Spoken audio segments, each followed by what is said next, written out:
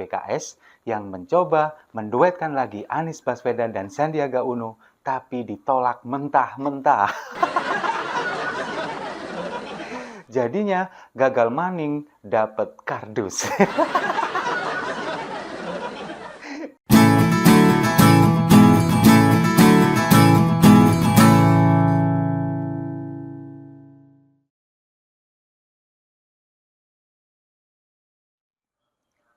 Salam damai untuk Indonesia, berjumpa lagi bersama saya, Papa Dimas.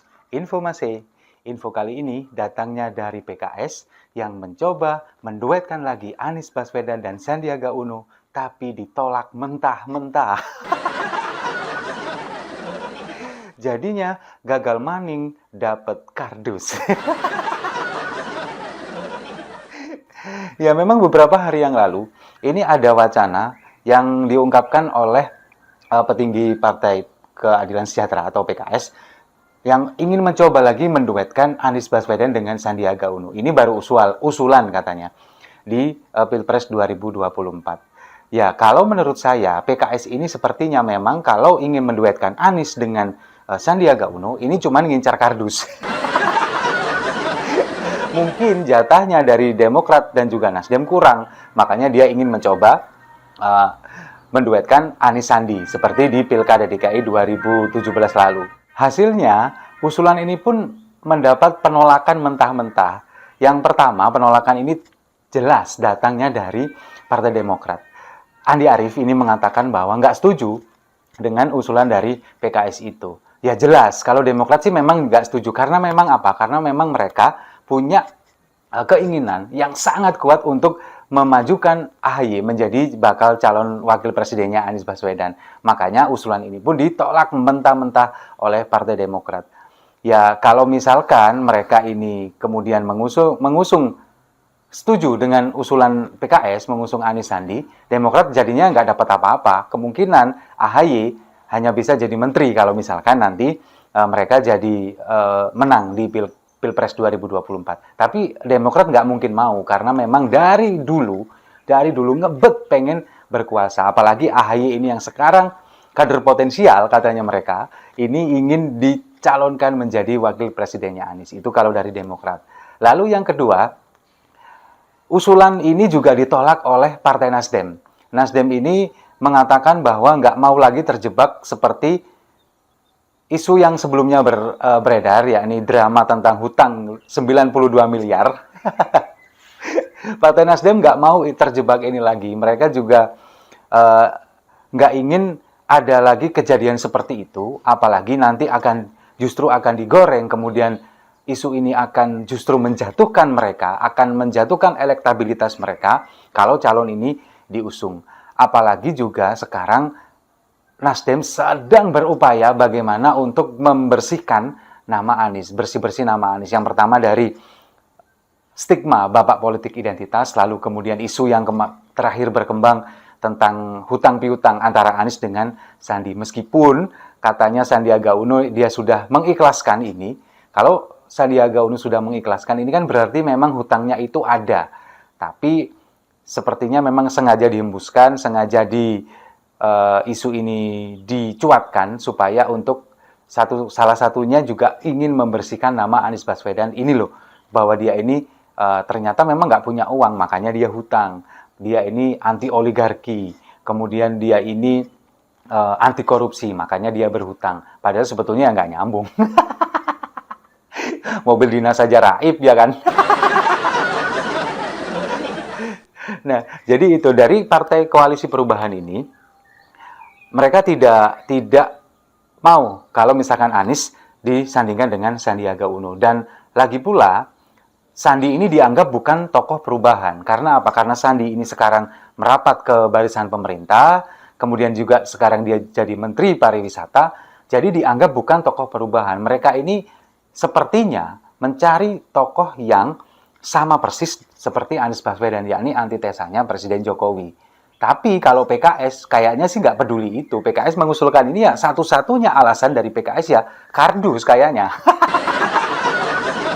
Dia siapa tahu iseng-iseng berhadiah gitu kan. Menduetkan Anies dengan Sandi, kemudian PKS adalah salah satu partai pengusungnya, ya lumayan dapat kecipratan ya mungkin berapa, 1 atau 2 kardus kan lumayan gitu loh.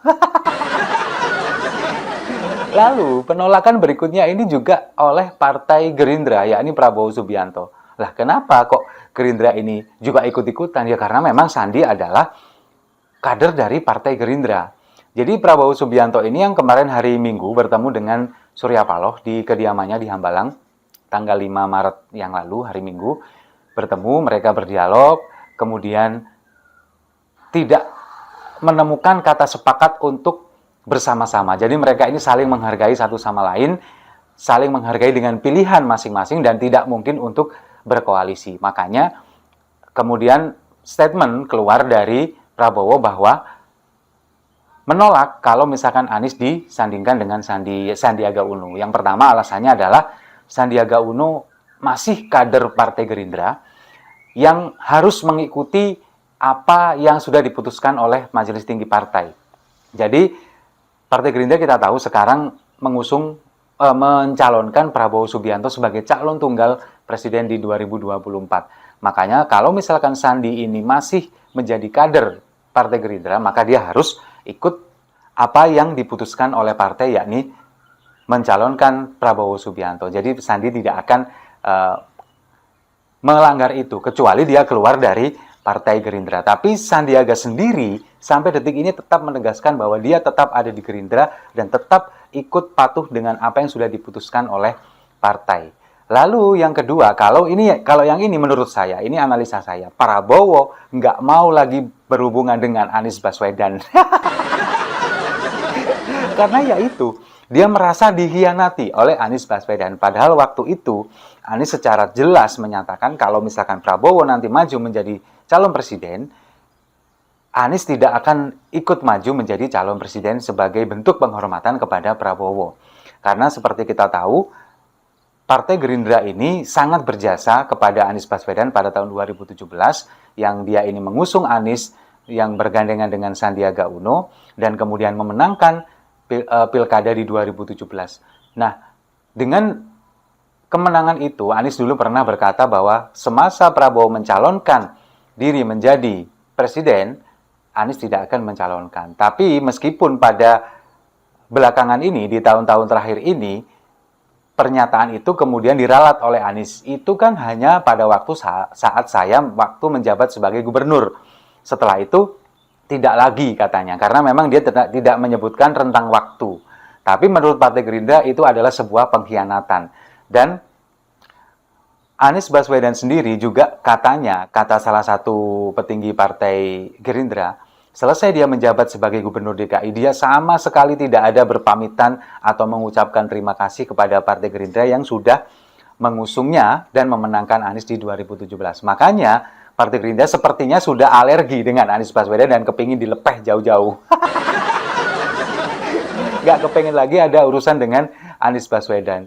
Lalu yang kedua, menurut pendapat saya ini juga sepertinya mungkin Sandiaga Uno sendiri juga kayaknya nggak mau kalau misalkan lagi diduetkan dengan Anies Baswedan. Kenapa? Ya karena mungkin dia udah kapok kayak dulu utangnya nggak dibayar, ya sebesar 92 miliar, dengan perjanjian dan lain sebagainya, kemudian sekarang mencuat, sepertinya Sandiaga Uno ini merasa kayak dikadalin begitu. Meskipun ada perjanjian kontrak politiknya, tapi ya seperti hanya dimanfaatkan saja. Ini juga menjadi sebuah blunder kalau menurut saya dengan memberikan hutang kepada Anies Baswedan. Jadi inilah mungkin ada sedikit trauma dari Sandiaga Uno, kemudian dari Partai Gerindra yang tidak lagi kepingin dikait-kaitkan dengan Anies Baswedan, apalagi dengan masalah pencapresan. Dan sepertinya memang kalau menurut saya ini semua wacana ini adalah benar usulan dari PKS, dan memang PKS ini adalah partai yang oportunis. Jadi mereka sepertinya tidak peduli apapun akan dilakukan yang asalkan bisa menguntungkan partai mereka. Ya seperti itu. Kalau kita lihat PKS ini kan memang ya kalau saya boleh bilang bunglon. Jadi kalau misalkan dia dulu bilang adalah turunan dari Ikhwanul Muslimin, tapi kalau misalkan sekarang lebih mendekat-dekat ke partai nasionalis, yaitu semua demi untuk bisa mencapai apa yang mereka inginkan, kira-kira menguntungkan partainya, yaitu yang akan dilakukan. Dan itu yang dilakukan sekarang. Mereka mengusung Anies Baswedan, meskipun kita tahu Anies Baswedan adalah antitesa Presiden Jokowi, itu yang mereka harapkan. Tapi di sisi lain mereka ingin mencoba menggandeng-gandengkan dengan Gerindra, dengan partai nasionalis yang nantinya kira-kira akan menguntungkan buat mereka. Jadi ya itulah PKS yang kita tahu, partai yang katanya partai agama tapi sebetulnya nggak terlalu agama-agama banget, meskipun agak banyak sekali yang menyimpang dari kader-kadernya. Tapi ya semoga saja ke depannya kita nanti lihat apakah koalisi perubahan ini masih tetap ada. Kita berharap semoga tetap ada supaya bisa terus kita ketawain. Dan kalau memang misalkan masih ada, ya kita berharap Anies Baswedan sih, kalau saya harap dia nggak bisa maju jadi pilpres. Supaya untuk meruntuhkan semua apa yang disampaikan oleh buzzer-buzzer mereka, bahwa mereka punya keyakinan Anies Baswedan bisa maju menjadi bakal calon presiden. Tapi kalau menurut saya, kayaknya sampai sejauh ini dia nggak bakal maju. Entah itu nanti memang koalisi ini akan buyar, tidak terbentuk dan akhirnya Anies tidak bisa maju, atau nanti pada akhirnya Anies Baswedan ini akan tersandung masalah hukum.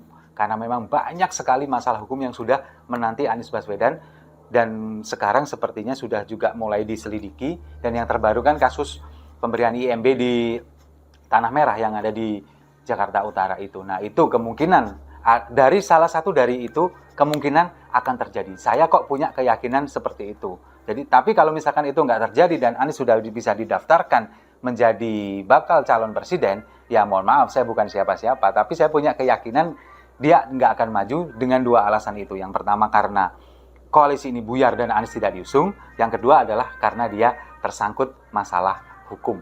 Jadi saya rasa itu. Setuju ya? Terima kasih sudah menyimak. Jangan lupa like, komen, dan subscribe. Sampai jumpa di video-video saya selanjutnya. Salam damai untuk Indonesia.